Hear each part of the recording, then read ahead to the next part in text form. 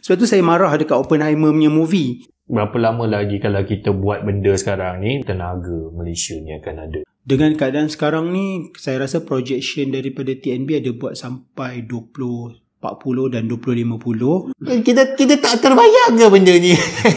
Sebenarnya matahari terbit di barat, buat matahari buatan, nuklear, bencana, letupan, so you macam berapa lama lagi sebenarnya tenaga dekat Malaysia ni ada, dan berapa lama lagi sebelum kita semua ni akhirnya kena bergelap buat selamanya, dah tak ada elektrik dah? Pernah terbayang tak?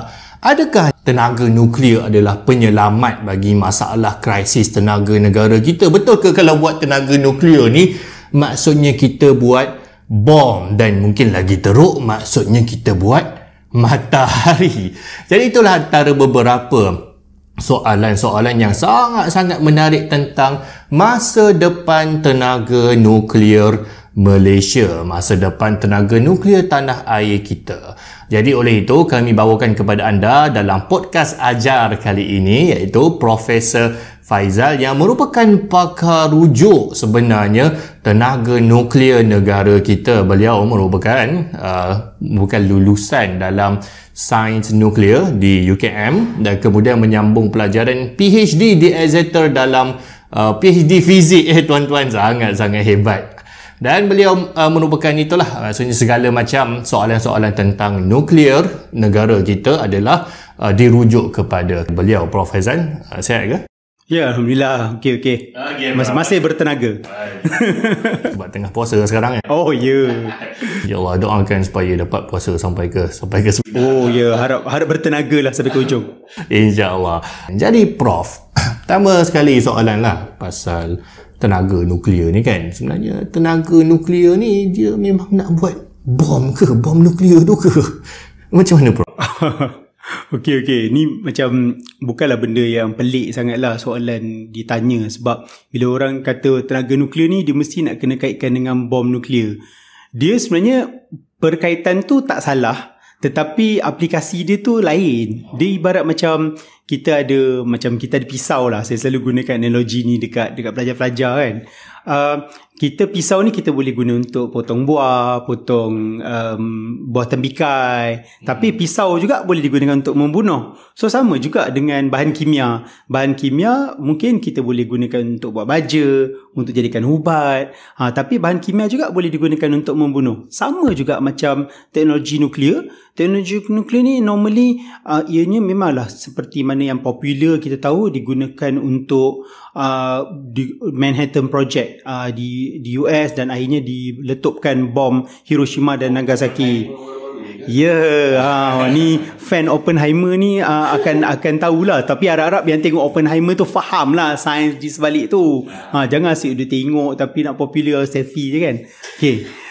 So cerita dia macam, kalaulah kita ada bom nuklear tu, bom nuklear tu datang daripada tindak balan fission lah, iaitu tindak balas berantai, yang mana atom uranium itu dia terbelah dan menghasilkan dua lagi isotop uranium. Dia membelah sampai lagi dua lagi isotop uranium dan menjadi dalam fission. So dia dalam pada itu terhasillah pelbagai tenaga-tenaga yang lebih besar daripada tenaga-tenaga yang ada, dan itulah yang diorang gunakan berpelbagai calculation yang kita buat. Akhirnya ianya disusun sebegitu rupa, dijadikan bom dalam Manhattan Project. So kalau kita tengok dekat Oppenheimer tu kan, perasan tak macam Einstein kan, dia macam cuba nak elak-elak, dia macam tak terlibat sangat dengan benda-benda macam ni kan. Tapi sebenarnya kan dia tu terlibatlah juga dalam idea, bukanlah untuk buat bom, tetapi idea untuk macam mana nak memajukan fission reaction itu. That's number one lah. Yang kedua, kalau kita balik semula ke jalan yang benar ke jalan yang benar, kita tengok Siratal Mustaqim ni. Okay, kalau macam awal-awal dulu kita ada Marie Curie, kita ada Henry Becquerel, kita ada Pierre Curie dan sebagainya. Diorang menemui keradioaktifan, diorang menemui pelbagai isotop-isotop yang boleh digunakan untuk pelbagai perkara lain. Contoh macam ronggen kan, bila dijumpa X-ray, dia nampak macam hal ni, benda ni, bila kita ambil ada satu objek yang kita ambil unsur ini, kita letakkan dekat objek yang legap, kita boleh nampak satu image dekat situ. So this is something yang menarik. So maka wujudlah X-ray selepas itu. Boleh dikatakan dia kira macam bila kita kata nuklear, kita kena tengok kepada makhraj ataupun dia punya usul dia tu.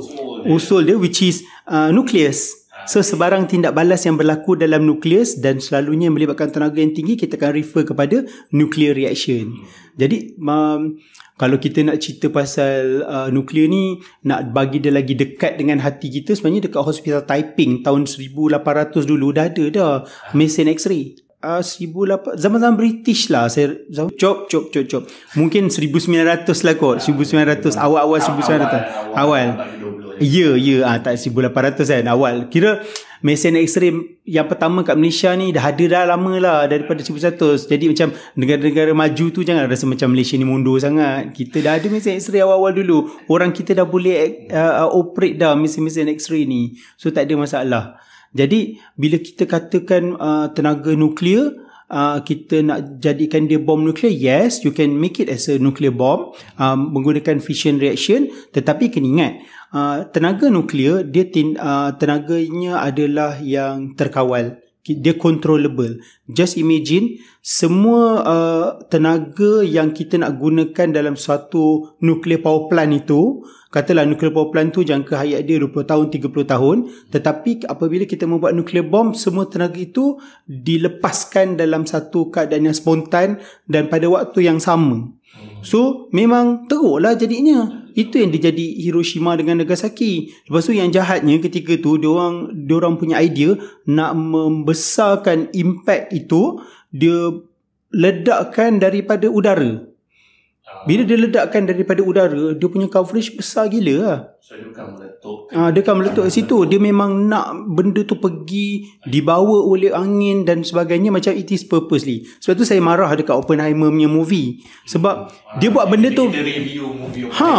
Sebab saya okey lah, lantak lah dia nak cerita pasal macam mana dia jumpa formula apa benda semua tu, okey, kita pun faham macam mana dia drive. Tapi macam come on lah, takkanlah tak ada satu rasa ethical ketika buat benda tu. Apa perasaan mangsa-mangsa Hiroshima dan Nagasaki dan meletakkan itu di dalam satu budaya popular. Dan nowadays saya dengar dapat award macam-macam kan, which is okay, olahan cerita sinematografi dia fine, bagus, tapi saya rasa kena ada moral dia juga di situ. Dia tak tunjuk pun scene letup dekat Jepun tak tu. Ada. Dia tak ada macam kesan-kesan selepas tu apa jadi dekat Jepun. Tak ada. Just imagine macam kita kan duk buat macam senjata, lepas tu orang besarkan idea kita buat senjata sampai genius lah dia ni, tapi sebenarnya purpose in the end tu adalah untuk membunuh, which is benda tu it's wrong lah pada saya. Tapi mungkin bagusnya orang putih ni, journey tu direkodkan dalam bentuk movie.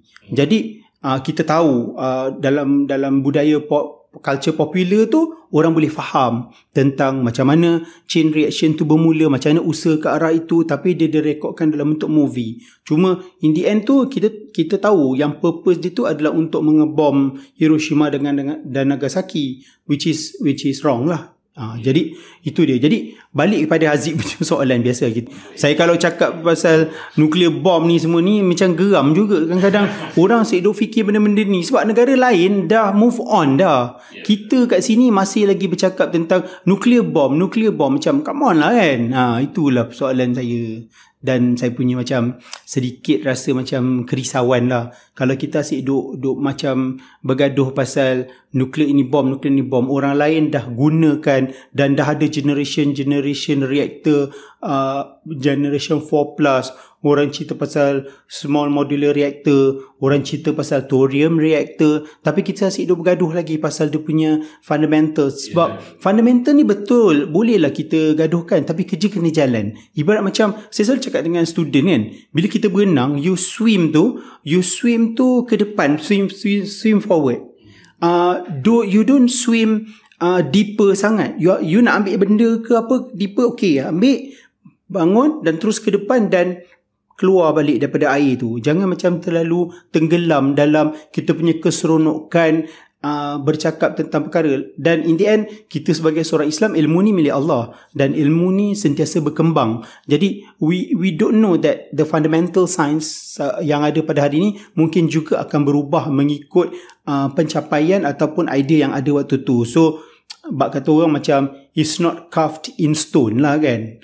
So itulah bila tanya pasal reaktor nuklear dan senjata nuklear, dia adalah tidak balas dia sama. Satu, tidak terkawal, dia boleh jadi bom. Jika orang nak buat bom silakan, ataupun kalau dia terkawal maka dianya akanlah jadi kita boleh manfaatkan dia sebagai tenaga untuk menjana elektrik. Ni belum cerita aplikasi lain ni. Alright. Jadi satu, kita faham lah bahawa maksudnya nuklear ni dia ikut apa cara kita gunakan dia. Maksudnya dia ilmu yang Allah bagi pada kita. So kau nak buat jadi meletup, buat jadi meletup lah. Tapi kalau kau nak manfaatkan untuk jadi tenaga sebagainya, kau boleh buat macam tu. Cuma isu dia adalah Malaysia sekarang ni tak ada tenaga nuklear, tapi kita macam okey je. Jadi adakah tenaga dekat Malaysia ni dia akan ada sampai bila-bila, dan maksudnya kita tak payah fikir nak ada tenaga lain lah. Buat apa nak fikir pasal tenaga lain sekarang ni? Tengok apa nama lampu-lampu lawa je semua lampu-lampu ni kan. Boleh nampak kat belakang tu. So adakah Malaysia dalam apa-apa krisis tenaga yang kita sampai kita kena fikir nak buat nuclear generator? Okey, tahun 2012-13 dulu, ketika Perdana Menteri Najib Tun Razak kita telah membuat satu proposal lah supaya tenaga nuklear dijadikan sebagai salah satu daripada energy mix di Malaysia. Kita ada banyak sumber-sumber tenaga, tetapi untuk mencapai kepada kecukupan tenaga tu, kita jadikan nuklear sebagai salah satu daripada campuran kepada tenaga tersebut. Dan apabila kita kira-kira base load dan sebagainya, ianya sangat menarik lah untuk kita gunakan. So kalau bercakap tentang tenaga ni kan Zik, cuba kita bayangkan zaman-zaman dulu-dulu, kita selalu blackout. Kejap-kejap blackout. Zaman kat kampung dulu, mungkin zaman-zaman sekolah lah. Jadi blackout ini sebab apa? Sebab tenaga tak cukup.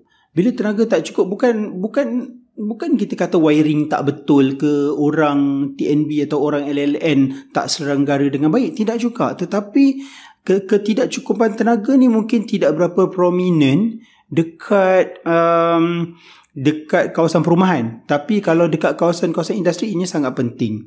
Jadi kita perlu ada tenaga yang berterusan. Ingat tak dulu tahun 80-an juga ada 80-90-an, saya tak ingat, kita pernah bergelap selama 1 ke 2 hari. Ada waktu tu. Ya betul. So 90s lah, masa tu saya sekolah menengah kot. Tak tahulah budak sekarang ni dah lahir ke belum kan. So itu satu. Lepas tu kita bercerita lagi lah. Kita bercakap tentang negara-negara yang punya populasi yang banyak dan tidak cukup tenaga. Contohnya macam Bangladesh. Bangladesh dia ada catuan elektrik berjadual kerana tak cukup sumber tenaga. Jadi bila kita fikir hal begitu, okay fine, kita tak ada cukup elektrik kalau kita dekat rumah ke, kita boleh usahakan lagi. Tetapi macam mana dengan production? Macam mana dengan industri? Macam mana dengan perkara-perkara yang perlukan maintenance berterusan yang memerlukan tenaga elektrik? Kita perlukan itu. Dan saya selalu bagi analogi ni kepada student tau. Pelajar-pelajar saya, cuba korang fikir tau. Jepun, okay, korang suka anime, betul? Budak-budak kan semua suka anime. Anime ni kira macam anime tu apa, Prof? Jangan tanya saya tak tahu. Okay, dia macam kartun-kartun semua ni lah kan. So dia macam anime. Okay, kalau kita fikirkan macam anime ni, macam antara tak cukup makan dengan tengok anime, saya rasa tak cukup makan tu penting. Lebih penting berbanding dengan kita buat anime kita. Tapi okey, konteks, saya nak bagi konteks kenapa saya cakap macam tu. Korang bayangkan betapa cukupnya tenaga dekat negara macam Jepun tu, sampai diorang boleh memajukan industri anime diorang kepada satu tahap yang lebih tinggi. Sebab diorang tak ada macam design lukis-lukis tiba-tiba tak ada current, tak ada elektrik. Tak, diorang ada. Dan diorang ada banyak lagi kekayaan tenaga kerana tenaga diorang ni cukup dan diorang keep on improving. Tu Jepun. Okey, kita pergi berat sikit lah, Jerman. Okey lah, Jerman dia kata dia tak ada operating nuclear power plant. Come on. Saya tahu nuclear power plant dekat Jerman ada dahulu, tetapi mereka stop sebelum diorang punya chancellor yang sebelum ni lah. Jadi diorang ni dah maju. Bayangkan industri Jerman macam mana, Mercedes, BMW, apa yang lain-lain semua ni kan. Mereka mempunyai, dan berapa ramai Nobel Prize winners come out daripada negara tersebut. Diorang mempunyai kecukupan tenaga. Diorang boleh develop negara diorang. Diorang boleh buat industri yang huluan, hiliran, everything, because they have enough energy. Diorang ada cukup energy untuk operate the machine, operate apa-apa kelengkapan lampu dan untuk membangunkan negara mereka. Jadi bayangkan kalau the basic essence of material, benda yang perlu ada dekat dalam dunia ni untuk operate satu negara ni tak cukup. Jadi itu menyebabkan kita perlukan kecukupan tenaga dan even kita perlukan kekayaan tenaga. Now go back to Malaysia. Malaysia kita punya sumber tenaga sebelum ini definitely kita tahu kita ada tenaga hydro, kita ada tenaga yang ni yang tak ramai orang cerita tapi banyak sangat digunakan, iaitu arang batu. We are burning coals. Jadi sebenarnya antara hydro, biasanya kalau kita tengok dekat sekolah-sekolah dulu lah, kalau dia kata penjanaan tenaga Malaysia, dia akan tunjuk empangan. Tapi sebenarnya tak ya. Tenaga utama Malaysia yang jarang tunjuk kat buku teks, tak tahulah kenapa. Rupanya adalah pembakaran arang batu ya. Saya rasa proportion tu saya tak sure lah. Saya tak sure sebab kita ada sumber tenaga lain. Tetapi pembakaran arang batu ni memang popular sangat lah. Jadi banyak plan-plan baru arang batu. Arang batu ni bukan apa, dia carbon lah. Bakar, you tahulah, you dapat kesan rumah hijau, you pollute the whatever lah it is kan. Orang duk cerita pasal net zero by 2025. If we are still burning coals, macam mana you nak capai COP yang lepas, satu Paris punya convention, yang kedua yang COP 28 baru ni yang bulan Disember baru ni, yang itu sangat historical untuk nuklear sebab dalam resolusi yang dibuat, tenaga nuklear akan diintensifikan, akan dilipat gandakan untuk memenuhi hasrat mencapai net zero by 2025 untuk decarbonisation. Tenaga nuklear telah diiktiraf sebagai salah satu punca tenaga yang boleh mencapai hasrat by 2025 kita punya carbon akan rendah kepada berapa persen? United Nation. Jadi ini merupakan satu berita yang baik lah untuk pengamal tenaga nuklear sebab mereka merasakan selama ni dia struggle dan sekarang ni dah okey. Dia jadi struggle tu sebab zaman dulu kan, zaman Chernobyl. Lepas Chernobyl tu dekat US dia dah mula saturated dan diorang tak buat nuclear power plant baru. Lepas tu dah lepas daripada tu dia ada macam satu renaissance, dia banyak tambah lagi. Tapi lepas tu pula dia ada Fukushima. Tapi yang Fukushima tu dia banyak efek belah-belah kita lah. Banyak decision dibuat dekat Thailand, dekat Vietnam dan sebagainya tu, ianya menjadi antara faktor utama yang menjadi tak jadilah nuclear power plant. Kalau dekat Filipin, kalau tak salah saya, bangunan dah ada, tinggal nak masukkan fuel je dekat fuel, tapi abandoned. Kosong. Tak tahu dia apa. Tak tahulah jadi apa, tapi mungkin jadi tempat mengajar ke apa kot. Jadi kalau katakan maksudnya antara yang utama dekat Malaysia adalah bakar arang batu lah nak jana tenaga. Arang batu tu kita punya ke kita ambil orang lain? I think kita beli. Kita import. Kita import. Tu kena tanya orang TNB lah. Saya tak sure sangat. Saya tak tahu arang batu ni punya mekanisme macam mana.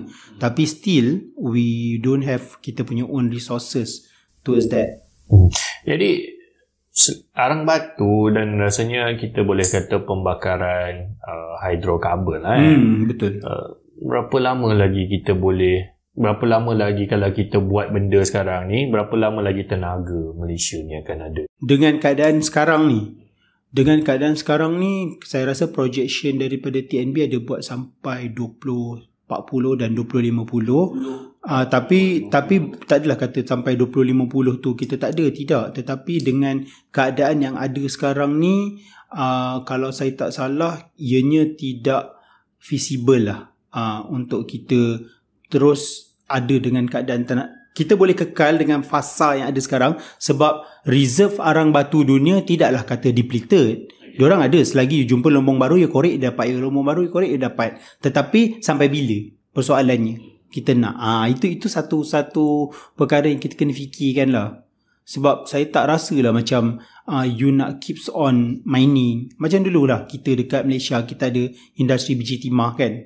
Sampai satu masa kita slow down. Kita kena tengok impact alam sekitar. Dan nowadays pula people are very much into other alternative energy kan, solar dan sebagainya. Yang itu pun can be a good energy mix lah. Tetapi you have to look at to which extent, sebab teknologi sebegitu, satu mungkin kena tengok pada skala besar dia sesuai ke tidak. Yang kedua, kita kena fikir implementasi dia. Yang ketiga, maintenance. Yang last sekali, orang selalu cerita front end tau. Back end dia tu, dia punya solar panel banyak tu, you nak letak mana? Kena buang kat mana? Bagaimana dengan heavy metals yang ada dekat dalam solar panels tu, yang mungkin in the end akan juga menjadi industrial waste? Jadi katanya, maksudnya renewable energy, solar panel, tenaga boleh diperbaharui. So itu adalah selamat untuk alam. Tapi kalau kita macam duk godek betul-betul macam tak dia, juga. Saya quote lah, kata ada satu prof daripada Korea kan, saya jumpa borak-borak kan. Dia kata renewable energy ni, especially macam solar dan sebagainya lah, dia macam, dia kata diapers, babynya diapers ni so diapers ni, dia baby pakai cute, orang tu pakai tak berapa cute lah. Jadi ibarat macam kalau kecil, comel, tempatnya sesuai untuk lighting small area ataupun untuk di pedalaman dan sebagainya, yes, it's good. It's good. Tapi untuk di tempat yang besar, pada skala besar, is still a challenge. Orang solar marah lah kat saya bila saya cakap macam ni. Tapi itulah mungkin at the moment hakikatnya masih lagi di tahap itu. Lagi satu, orang duk kata macam, Malaysia ni we are blessed with sunshine.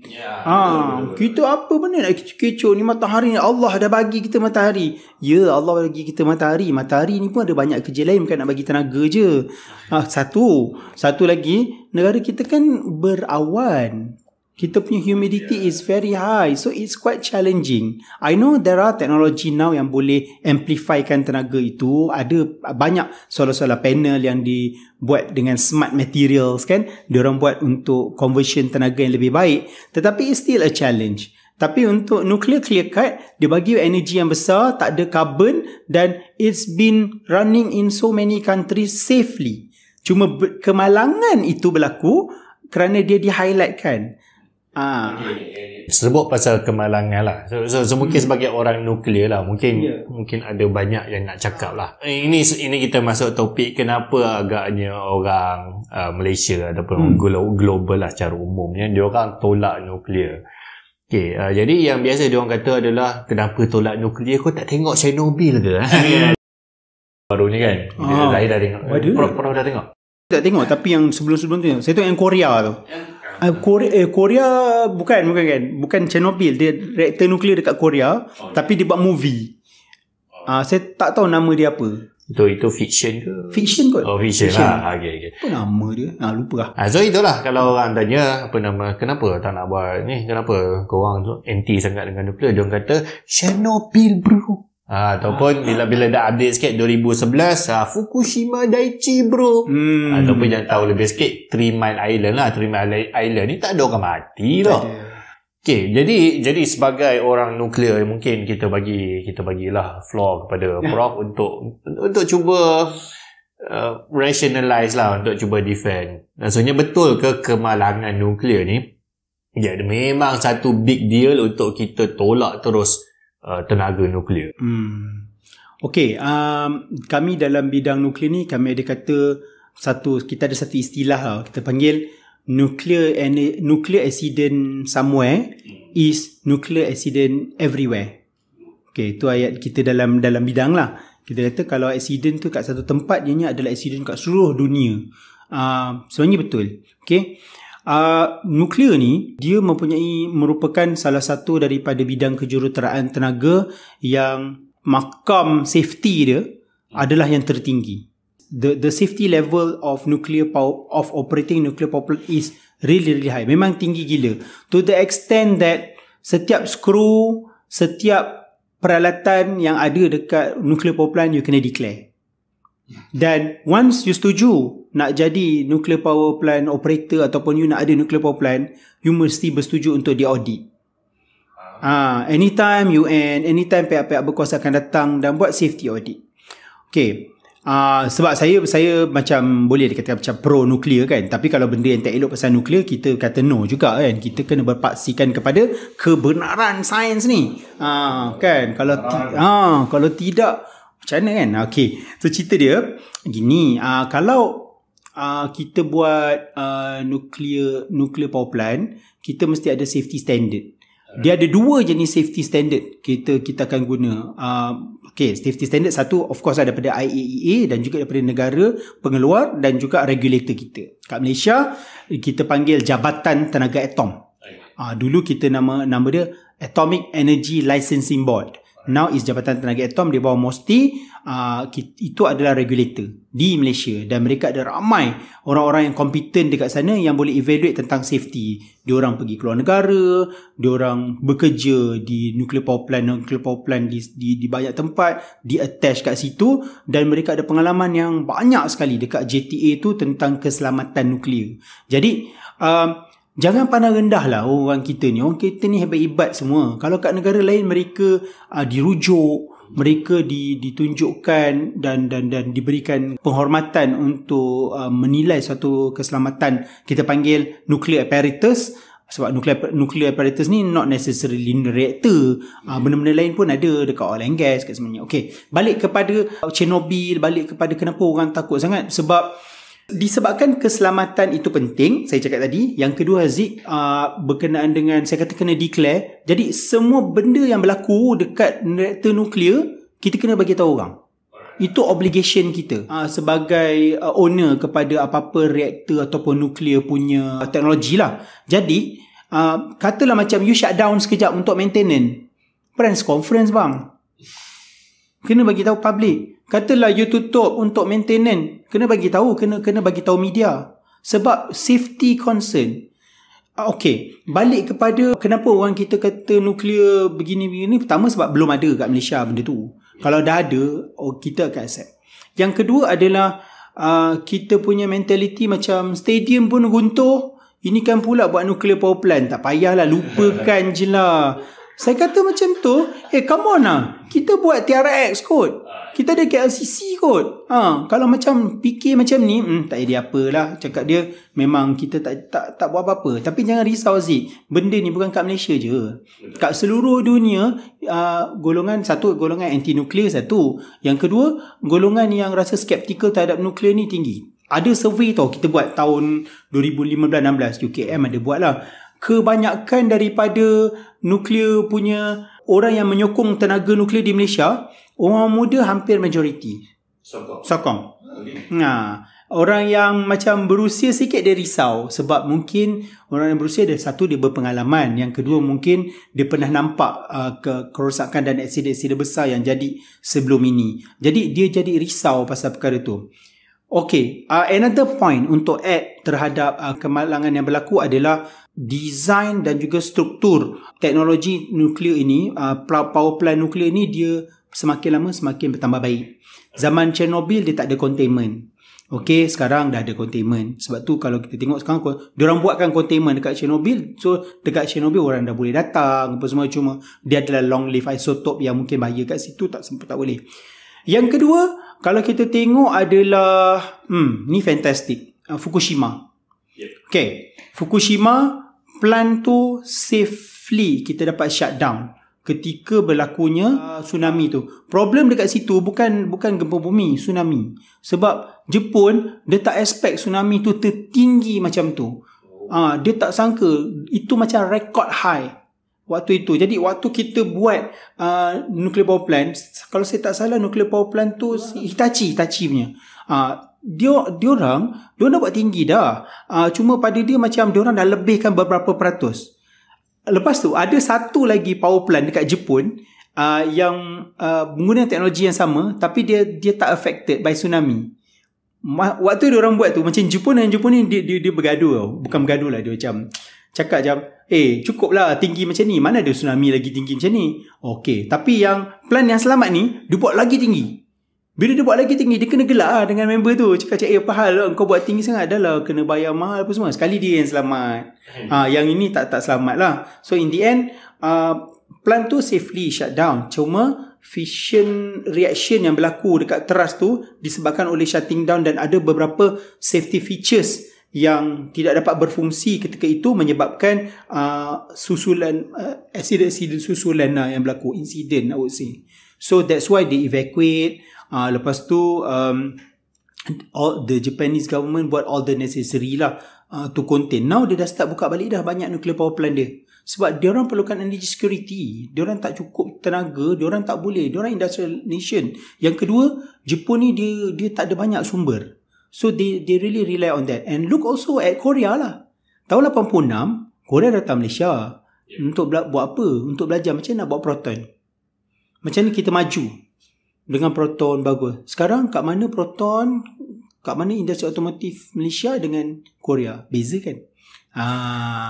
Itulah kata. Sebab diorang punya determination tu satu. Lepas tu macam rakyat tu tak tahulah nak kata macam orang Korea ni dia jenis walak kot. Saya tak sambung benda lain. Walak je. Dia macam patuh taat pada pemimpin itu, dan menyebabkan dia bagi pemimpin tu buat decision menuju ke arah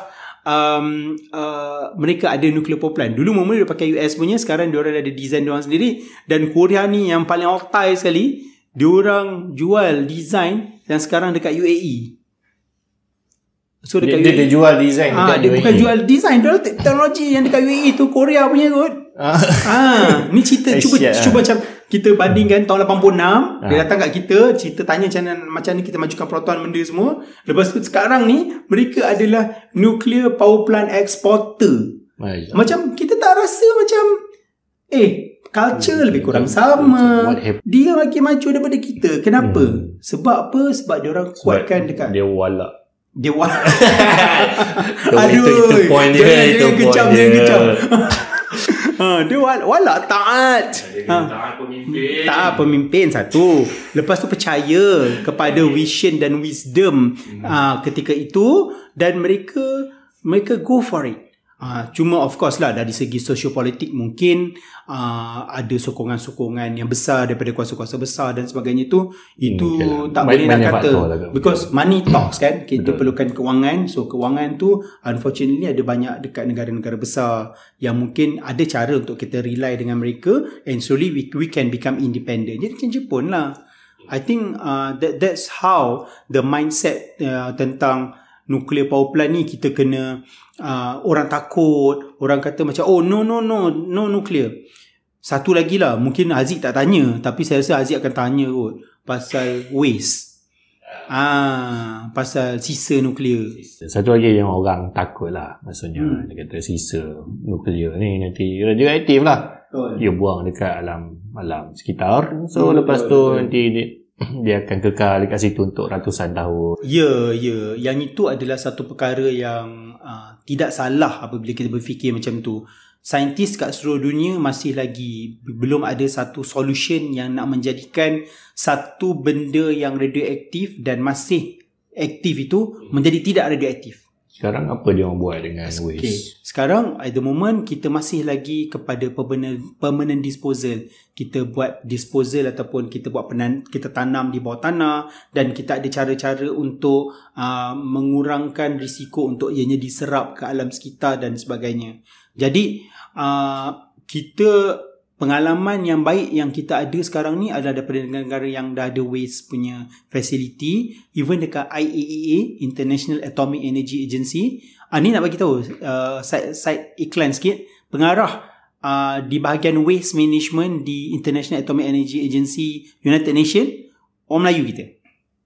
Really? Yeah, Dr. Nora Salwa. Ya, hebat. Tu kata orang Malaysia ni power sebenarnya. Kita je yang tak tahu, yang tak hargai. Yes. Kita ni mungkin tanggungjawab kita sebagai Persatuan Netizen Malaysia ni. Kita Persatuan Netizen Malaysia ni kita support lah benda-benda macam ni. Kita kan power kan netizen. Jadi why not macam teknologi yang kita rasa macam kalau macam negara maju boleh buat, why not kita pun nak jadi maju macam negara tu. Maybe it's good for our country, untuk bangsa, agama dan negara kita ni. Why not kita ada kecukupan tenaga, generasi akan datang akan jadi lebih baik. Mungkin masjid-masjid selepas ini ada mempunyai tenaga yang cukup, dan even dia boleh buat pelbagai usaha lain untuk majukan masjid. Saya pun tak terfikir lagi lah, tapi saya rasa there are a lot of things that we can do lah. Masjid nuklear lah, guna masjid tenaga nuklear. Kan? Setiap masjid ada tenaga tapi logik tau. Sebab apa tau Zik? Masjid nuklear ni saya terfikir bateri nuklear. Kan, katalah macam handphone kan, bateri saya rasa Korea dia tengah buat. Dia tengah buat bateri nuklear. So because tenaga macam mana pun kita kena letak dalam bateri, right? So bila kita ada bateri nuklear, we have long lasting energy. Secondly, dia jadi lebih kecil, dan in the end kita boleh gunakan dalam pelbagai benda lah. Cuma kita kena fikir tentang safety. Yang tu dia ada macam apa tu nama dia? Uslub ilmu dalam bidang nuklear ini. Kan Ustaz tu tak Ustaz?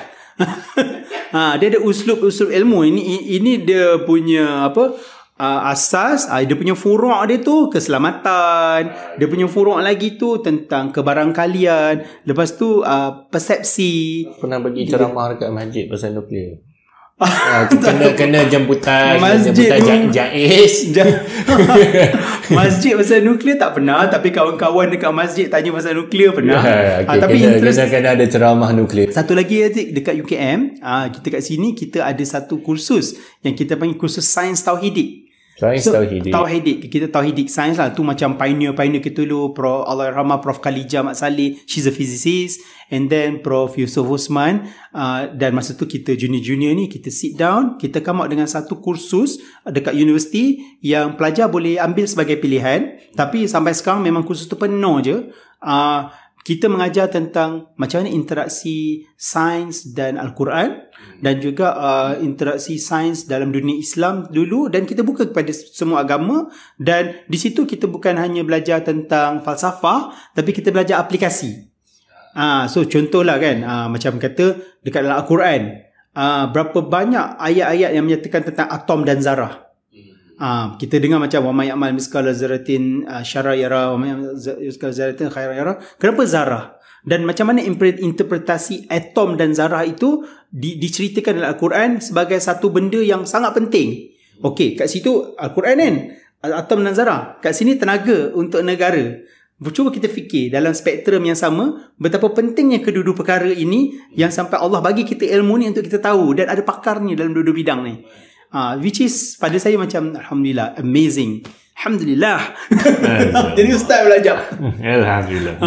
Khabib. Okey, jadi satu bertentang keselamatan lah. Macam yang Prof cakap tadi. Of course lah, kita rujuk pada Prof lah. Iaitu bila berlakunya, sebenarnya yang paling banyak mati daripada kemalangan, yang dalam banyak-banyak sumber tenaga, yang paling banyak kemalangan adalah kincir angin. Itu yang paling banyak kemalangan. Yang paling banyak mati sebenarnya bukan nuklear, sebenarnya adalah pangan air, hidroelektrik. Berapa ratus dah mati kan. Tapi nuklear ni bila dia rosak, dia paling mahal lah. Itulah dia. Itu dia. Tapi cumanya dia bukan yang paling disastrous sekali lah. Ada 3 je lah bencana nuklear yang kita kenal pun, banding dengan banyak-banyak lagi kincir angin dan sebagainya lah. Okay, jadi mungkin kita nak lanjutkan sikit kita punya perbincangan, iaitu tentang masa depan tenaga ni lah. Masa depan tenaga, apa agaknya kira-kiranya selain daripada nuklear lah, ataupun macam mana prospek masa depan tenaga pada pandangan Prof? Adakah maksudnya memang dana negara yang ada tu kita patut invest kepada nuklear? Tapi ada yang cakap bahawa daripada kita invest nuklear, baik kita invest kepada renewable yang lain. Baik kita invest kat hydro, kita invest dekat solar panel, kita majukan yang yang ni berbanding dengan you majukan tenaga nuklear? Ataupun adakah ada pada pandangan Prof akan ada tenaga baru mungkin? Okey, ni soalan ni menarik ni. Okey, tenaga baru ni sekarang kalau orang duk cerita sekarang ni fusion lah. Fusion. Okay, kalau fusion dia fuse kita punya atom tu, kita kalau fission kita panggil tindak balas pembelahan. Dia membelah, dia atom tu membelah daripada 2 dia jadi lagi 2 dan bercapah lagi sehingga banyak, dan dalam sepanjang keadaan tersebut maka akan berlakulah release of energy, dan release of energy yang lebih besar. Itu satu mazhab ataupun satu konsep yang kita tahu. Manakala dalam fission ni pula, dalam bahasa ni kita panggil pelakuran. Fusion, FU. So they fuse together. Jadi ini adalah keadaan di mana atom ini dia bergabung, dan dalam pergabungan ini menghasilkan tenaga yang lebih besar. Mungkin kalau kita fikir macam magnet, kita ada macam kutub utara dengan kutub selatan, dia akan melekat. Dia akan bercantum. Tapi kalau dalam fusion, dia adalah 2 positif atom hidrogen yang akan bercantum. Tapi untuk mencantumkan, untuk diorang bergabung dia memerlukan tenaga dan tekanan serta suhu yang sangat besar, which is what is happening di dalam matahari. Ya, so bateri ataupun sumber tenaga yang terbesar kat dunia ni matahari lah. So bila orang tanya macam mana matahari boleh terbakar tapi tak ada oksigen, tu sebabnya memang itu sebab fusion reaction dekat situ dia boleh oxygen reaction tu dia dah jadi macam secondary dah dekat situ, sebab teorinya adalah untuk kita mendapatkan fusion reaction tu kita perlukan tekanan dan kita perlukan mass. Di situlah datangnya EMC squared. Einstein datang EMC squared, kita boleh gunakan formula tu untuk kira energy fusion di situ. Dekat cuma waktu ini fusion punya problem adalah pertama tenaga yang besar, yang kedua adalah temperature yang besar dan tekanan yang sangat besar. At the moment dia still dalam development dan belum ada satu yang betul-betul kita boleh commercialkan. Cuma ada yang kita dengar beberapa tu, kita boleh fikir, kita boleh bincang lah. Yang kita duk dengar yang kata matahari buatan tu, so adakah ini maksudnya tenaga fusion, tenaga baru tu? Okay, matahari buatan tu yang sedang dibuat itu adalah di ITER, ITER, International Thermal Energy Research. Okay, yang itu adalah gabungan beberapa negara yang cuba nak emulate balik tindak balas yang berlaku dekat matahari supaya kita boleh menghasilkan satu sumber tenaga yang besar yang boleh dikomersialkan. Dan mereka ada beberapa inisiatif lah, seperti diorang buat tokamak dan sebagainya. Jadi sebenarnya kalau kita fikirkan hal itu, ianya masih di peringkat eksperimen, dan belum, in order untuk kita percaya dan kita nak tahu hal itu adalah ianya mestilah terbukti satu. Dan dalam korpus ilmu sains ini, ianya boleh, it is repeatable. Ianya boleh diteruskan, diulang dan sehingga ianya boleh commercialize. So that is the meaning of kalau kita boleh ambil dia untuk dikomersialkan. Jadi barulah kita boleh IP kan dia, and in the end dia boleh jadi commercial. Akan tetapi masalah kita di sini adalah fusion ni dia masih lagi premature. Dan ada banyak lagi eksperimen tertentu kita boleh dapat. Itu nuclear fusion lah. Okay? Dan ada orang gunakan boleh hasilkan hidrogen dengan cara lain, iaitu dengan cara fuel cell dan sebagainya. Yang tu saya berapa arif sangat tentang hal itu. Tetapi bila kita nak bercerita tentang nuclear fusion, yes, itu yang dibuat oleh ITER. Tenaga kena tinggi, tekanan kena tinggi, suhu yang tinggi dan juga tekanan yang tinggi. Bila orang buat cold fusion, then kita risau sikit, betul ke benda ni? Pseudoscience kat itu. Dulu ni kan pernah popular kata berjaya buat macam proses jana tenaga macam matahari, tapi suhu bilik. Kita macam, wow, ini dahsyat. Tapi itu 80-an kan? 89 macam tu. 20-30 tahun lepas. Mamat tu dia buat si Martin kot nama dia. Martin dengan Stephen something like that kot. Dua orang ni dia dapat membuktikan bahawa dia berjaya menghasilkan fusion energy dan juga dapat hasilkan apa dia buat?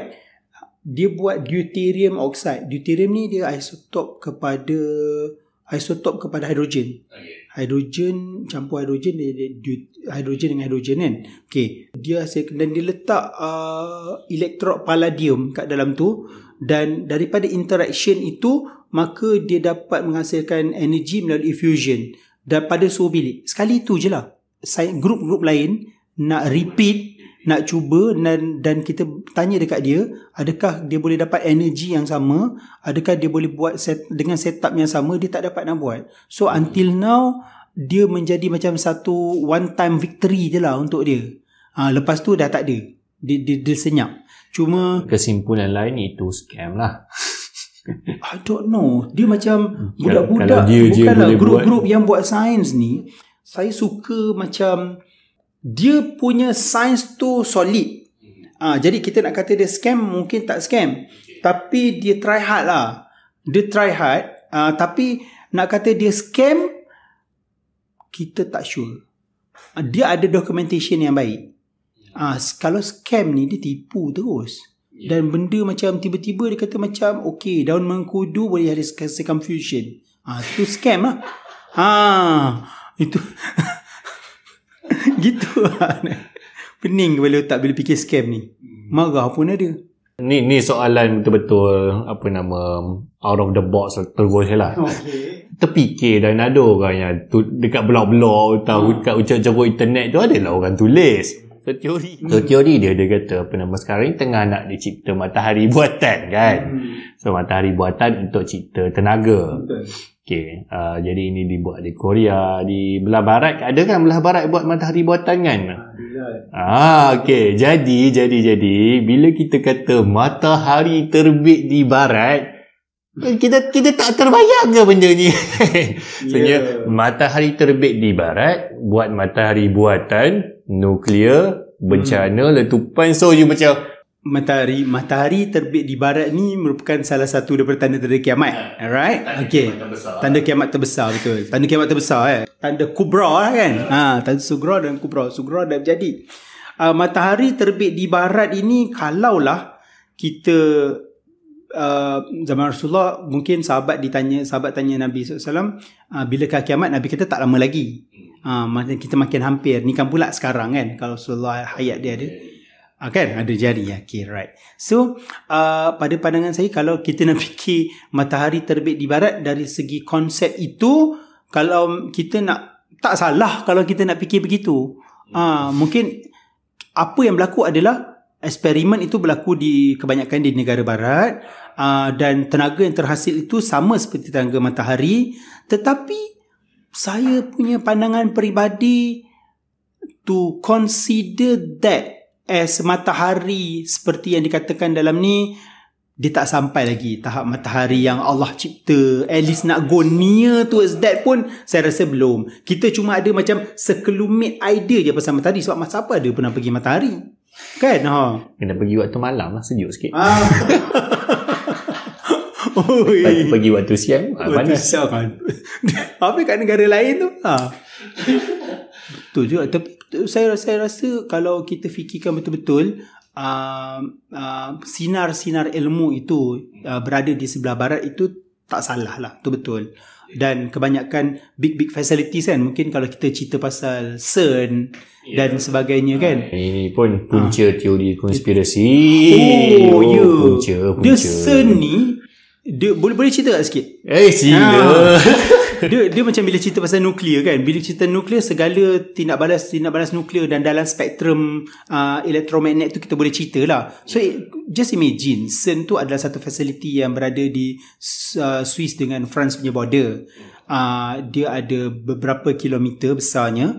So you just imagine elektron. Kita ada elektron tu kita pecutkan dia, kita accelerate dia dalam vacuum, dan kita pergi sejauh itu. kita tengok apa yang elektron tu boleh buat. Sebab kalau dekat dalam mesin X-ray biasa,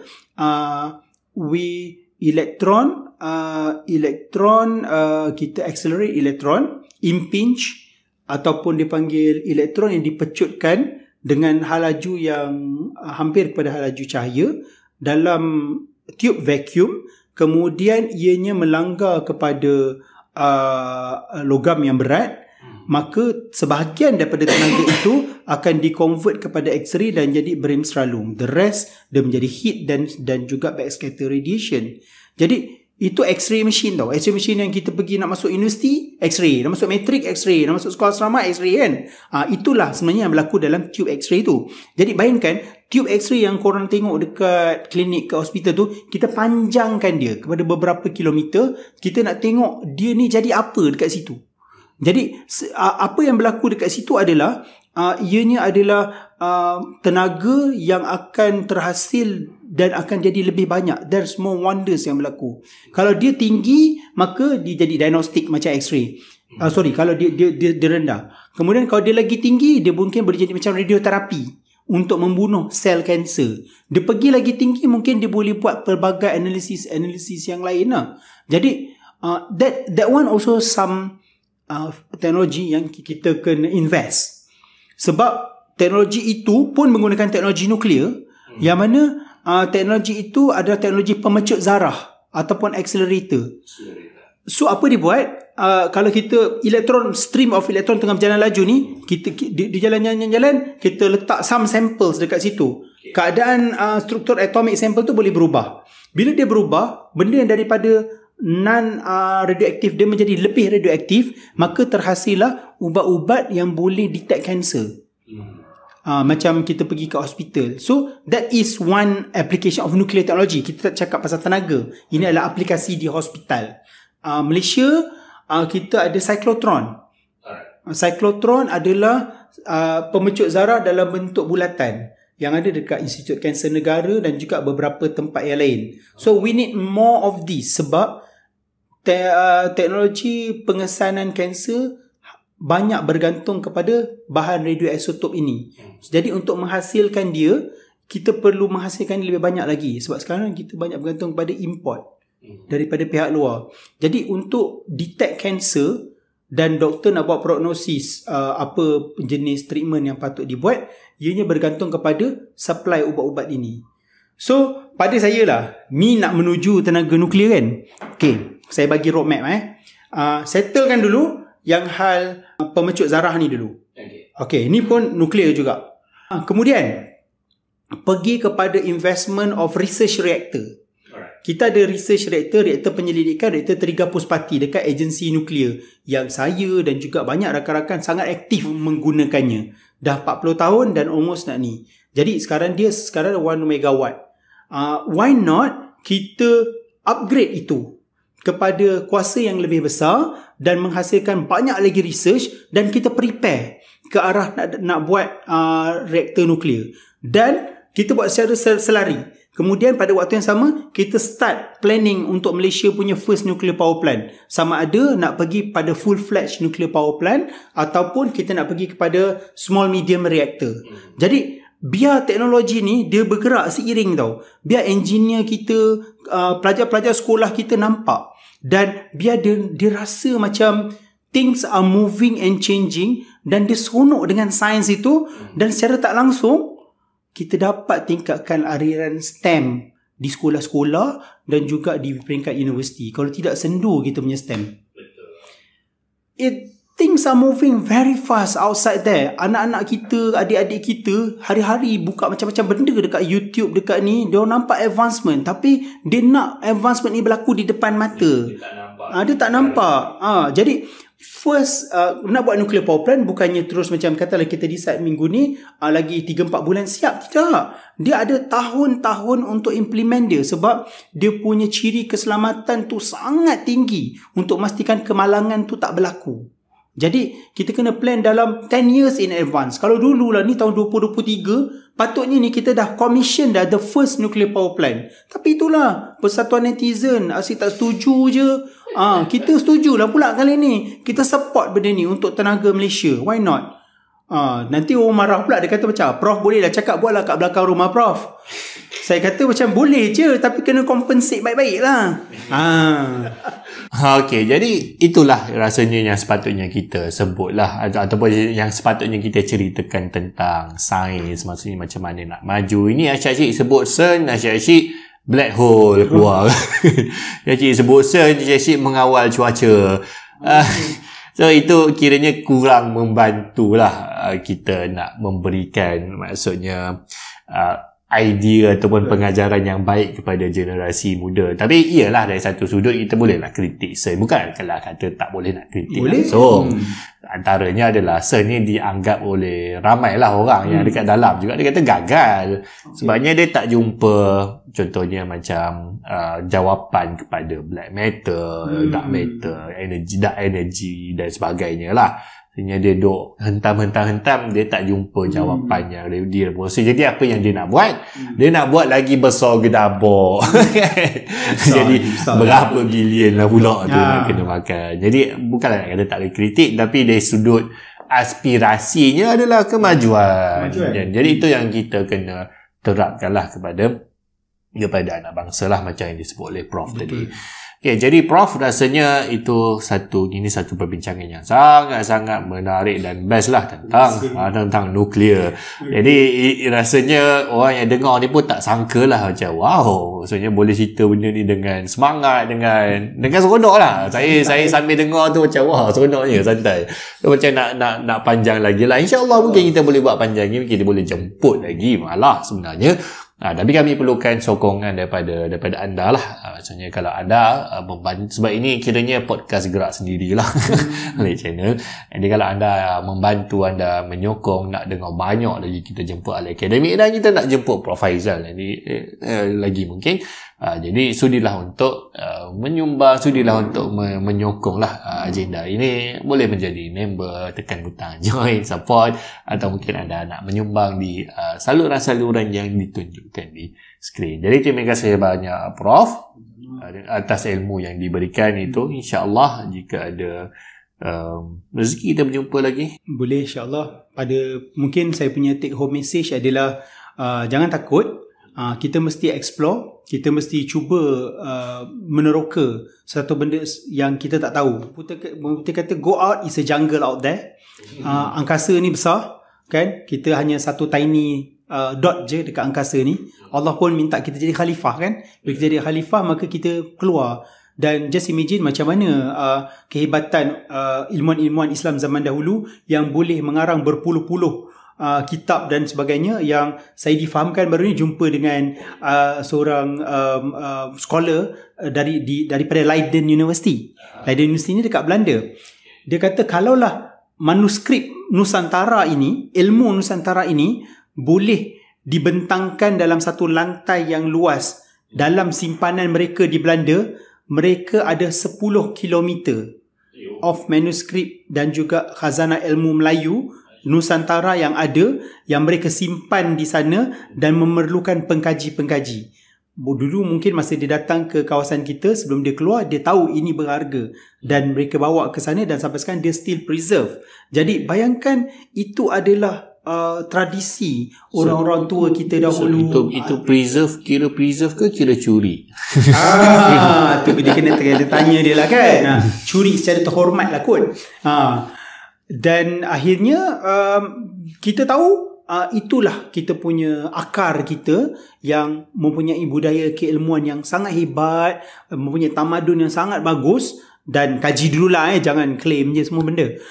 Dan pada waktu yang sama, ianya merupakan satu usaha berterusan lah. Biar macam saya nak cakap dekat kita punya pendengar-pendengar, pelajar-pelajar sekolah ke, geng-geng kita yang muda-muda ni, supaya jangan berhenti mencari. Carilah jawapan dan jangan takut dengan teknologi-teknologi yang baru yang rasa mencabar. Mungkin Nobel Prize Fusion akan ada daripada di kalangan anak-anak Melayu kita ataupun orang-orang Malaysia, kita tak tahu.